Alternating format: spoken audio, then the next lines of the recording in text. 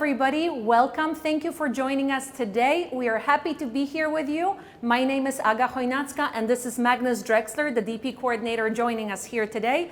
And today we're in conversation with one another, a little bit with you, because you've already been posting questions at us before this actual conversation. So we'll be answering questions, we'll be discussing and reflecting as educators and as parents as well, to bring you the close-up on why IB. Why IB in these very difficult and trying times of hybrid learning, distance learning.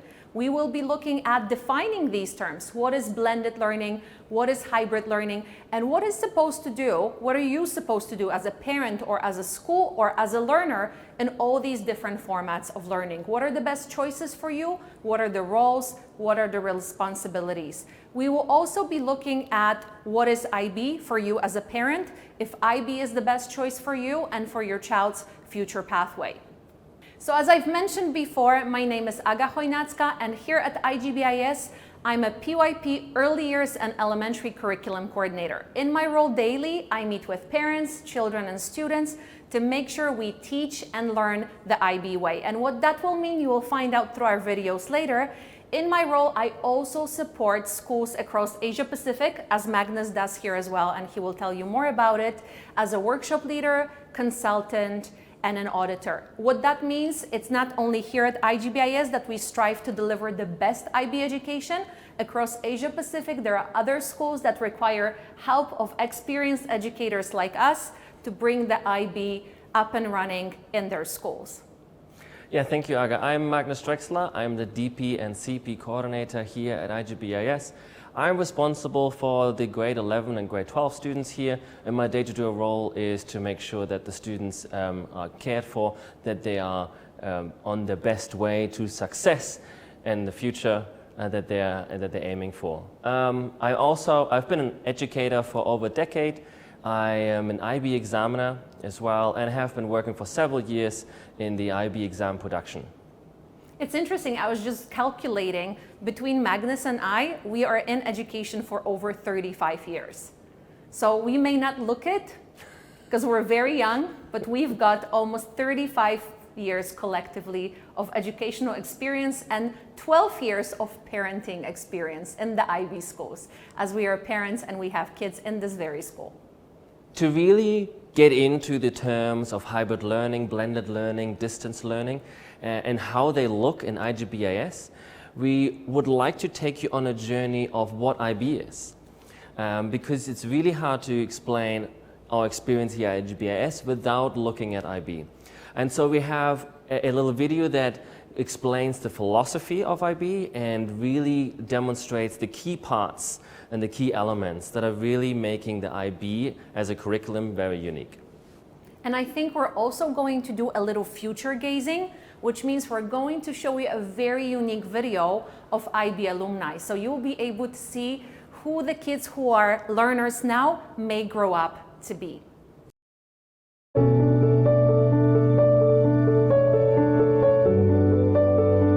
Curiosity is the biggest key, and as humankind, I think we all have something. I'd love to empower people to become risk takers. I would say that a good journalist needs to be curious and inquisitive, really interested in other people. If you're not truly interested in other people, I don't think you're going to become a good journalist. A lot of my friends, a lot of my former IB friend graduates, they're doing really well in different fields. And I think that's one thing that I'm really grateful for, that there's so much diversity among us and we still support each other in different ways. Through IB, I was really inspired to help others and to dedicate my time to serving those who are less fortunate. And I wanted to help women, and that was the most important thing to me. So within 7 months from the first time that I visited Jordan, the Women's Sewing Centre was operational. I'd love to empower them to make connections with the other women at the centre, because I really believe in the power of friendship and the power of support. You have to respect each other. You have to understand each other. I think I learned that through my 2 years of studying International Baccalaureate.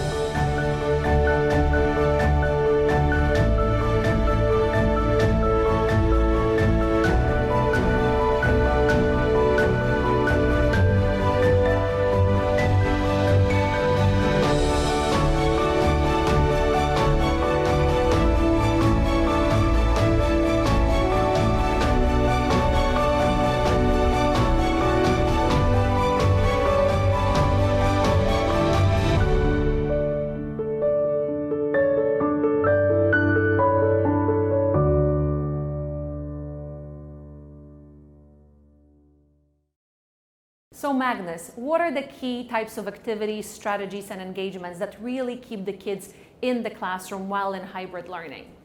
Yeah, thank you. That's a good question. And actually, it really is combined with also the skills that teachers need to develop now in this time where we have distance learning, where we have hybrid learning. One of the things that there needs to be an enhancement of communication skills, and that really keeps students engaged. So the communication has changed a little bit when it's online. So, for example, teachers, it is the non-verbal communication that falls away when you're online. And so like clues between students of what they mean, maybe teachers are pointing somewhere. You as a teacher don't really know if they're understanding or not because you can't all see them maybe at all the time. And so there's skills that the teachers are now to gain which are different in online. So to overcome these and to keep students engaged and on track, there's different things that teachers are doing. So for example, teachers can ask students now directly the question and use that much more than before to make sure that every student is on track and engaged and understands it. As well as create tasks that elicit learners to get involved. So that means breakout rooms, to get them in groups, and then you can jump into the breakout rooms and check that they're discussing things and you can hear everybody talk rather than just one person giving an answer. Or it might be some shared presentation. You give a document, it's a shared document, and you see everybody working on it because you can see the little cursors and you know who was producing what, and so you can track that they're engaged and you can see what they understand and what they not understand. Even to a point where you can use tools like an iPad, an Apple Pen, or other tools where you can draw things on it, and you can use these lots of tools that we have now. We're almost overwhelmed with these online tools that make learning easier and make engagement in distance learning as well as hybrid learning much more easier. Another thing that teachers need to change now is that it is a synchronous classroom, but it is online. And so they're using a lot of multimedia components, like I addressed already, with keeping them engaged. There's one example that I want to just sort of point out where in a regular classroom, if you would be all in one classroom, face-to-face, that was in doing my lesson, teaching chemistry, and we were doing reaction mechanisms. And this is really heavily based on working on a whiteboard, having students come up to the whiteboard, show their answers. You got to have something to draw on. You got to have something to show the whole class. And that will be very difficult online because even if you prepare the presentation, that is stagnant, right? So you need to have something that can be used by teachers and by students. And so we used a tool called Jamboard, which is a simple tool where you can draw in it. Everybody has access to it, and it works like a whiteboard. And even though you're all in the different locations, you're working on the same whiteboard, so to speak. And so these tools are really key now to keep everybody engaged and to have synchronous learning online. A last tool that I want to point out is that you're facilitating now in hybrid learning different modes of learning. And that actually is a skill that teachers really need to learn recently. And now you have face-to-face students as well as online students. And you really want to make sure that everybody is engaged, that everybody is collaborating. And so things that I've seen is, for example, in a lab, that now the teacher asks to get into groups and then have in a group some face-to-face student and some online student. And so the face-to-face student, they can actually do the lab, and the online students see them doing the lab. But then the online students can record the data, do the observation, so they can be part of it. Assigning roles that are applicable to either being the face-to-face students or either being online, so that they really collaborate as if they're in a group, but still can be in two different places. Or you buddy them up, making sure that if there's an online student with you, okay, you're going to buddy up with the face-to-face students, you're going to do these activities together, so that everybody is collaborating still. You don't have that separation between face-to-face and online student, but everybody is engaging. Breakout rooms, again, they help to facilitate, to really interact with the whole group. So these are just some examples that what teachers are doing right now in the classroom here at IGBIS to keep students engaged, to make sure that students, online and face-to-face students, are still collaborating together. And really sometimes we learn from it and actually grow from it. Couldn't agree more. And thank you for sharing those great MYPDP examples. Now, my perspective is the early years elementary perspective. And from that perspective, what we found really effective is working with voice, choice, and ownership. So those three qualities that are at the center of children becoming more self-managed, becoming more independent, more driven, knowing how to be what we call the boss of their own learning. And we've seen great success with children being offered more choice whether to a time where they can finish their task, to a place or to a format that they can submit the task in. Some children choose to work with traditional formats and they respond on pen and paper that they later on took a photo of. But we have plenty of children who work with new technology, new platforms, Google tools that we have with them on the daily, and they choose to submit their activities and projects in a different, more virtual online format. Another thing is flexibility, is that ownership of where we have discussions with children. How do you want to do this? What is the best way of showing that you know or you've learned something new? And these discussions are happening on the daily. We open our learning every day in the Meet. So the morning is established through conversation between homeroom teachers and the children in the classroom. Afterwards, we make sure teachers hold open office hours until the end of the school day, so a child can flexibly come in and out of a chat with the teacher and just check in or ask a question or follow up or ask to open a chat with another group of kids that they're flexibly working in. And last but not least importantly, their voice. We've seen the quietest of our students shine. Children who came to school with very little English, who are just learning English this year, they're coming out of their shell. This mode, being in distance learning, being in a very safe home environment, not always surrounded by a lot of new people, has actually brought our kids and their confidence up. And we've been really proud to highlight those projects, those voices, our children vlogging, recording podcasts, making their own green screen productions. It's been lovely to see that. And I know you've had the same in high school as well. So we're just celebrating our students whenever we can. So one of the questions that we actually had quite a lot is the responsibility for the school. What is the school's responsibility? What's the student responsibility? What is the parent's responsibility? So we want to talk a little bit more about that right now, because there have been a lot of questions and it is a very important key point, and it's a great questions that you've asked us, and we just want to elaborate a little bit more. Aga, to you, how does that look like in primary? Thank you for asking. I think first of all, when you introduce the word responsibility, you have to pair it up with the word role, because they come together. There are roles, there are things you do and take responsibility for in a particular capacity. As a school, it's important, whether you're an IGBIS parent, whether you are any other school parent, keep your school accountable. And I mean it. You really need to ask them, what are they providing? How are they providing it? Are there choice grids? Are there platforms? How are these platforms safe and secure? What is the school doing on their end? How is the school spending their budget money to make sure that the children are safe? Like, we've seen stuff that worried us. Plenty of schools using non-checked, non-safe and secure for kids third-party content that they don't pay for. They just freely outsource this from YouTube without even a server filter. And that worried me as a parent, to see that in other schools and to think that being on YouTube for a 9-year-old or a 10-year-old is a safe way of educating yourself. So I'm really glad that at IGBIS, that role of the school is really sticking to our guns and being safe and secure for our kids. So all of our systems are fully secured. Everything we use with our kids, we pay for. So our kids are on the server, on a domain, everything is locked in.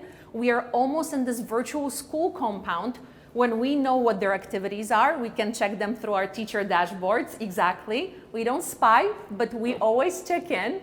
And we are able to track their ongoings and chats and activities through histories on their files. We're really keeping our kids safe. So that's where, as a parent, you can ask your school that. What are you guys doing to keep our kids safe and sound virtually and in the building, which is where our SOPs come in. Yeah. We've had kids in the building, we have our early years in the building now. Everyone is in masks, we have our distance markings, everything in the classroom is done the proper way. We do not relax because all of a sudden there is less kids in school, right? So we're all in this together. We're frontliners, and that's a responsibility of a school again. And again, you have the right as a parent to ask, to check in, to ask for evidence. So contact your schools, be present in that conversation. Role of parents. I would like to tell our parents, because we're parents too. You Yeah. have kids in MYP, I have kids in PYP and MYP. As parents, we need to relax sometimes. I know we think that the weight of the world and our children's future and education relies on these shoulders, but you're paying for schools. If you are in this very privileged, amazing situation that you're paying for schools, you're a paying customer and the school is delivering a service to you. And that's where this contract is really simple. The kids are here to learn with us. Leave it to the school. The kids are here to learn with us. Make sure that we get to do our job as educators. You as parents, if we have a job for you, we will let you know, I think, right? So we communicate with our parents weekly to let them know how they can best support us, but also give yourself that moment to rely on the school. You don't always have to be there. You don't always have to check in on every minute and every activity of your child's day.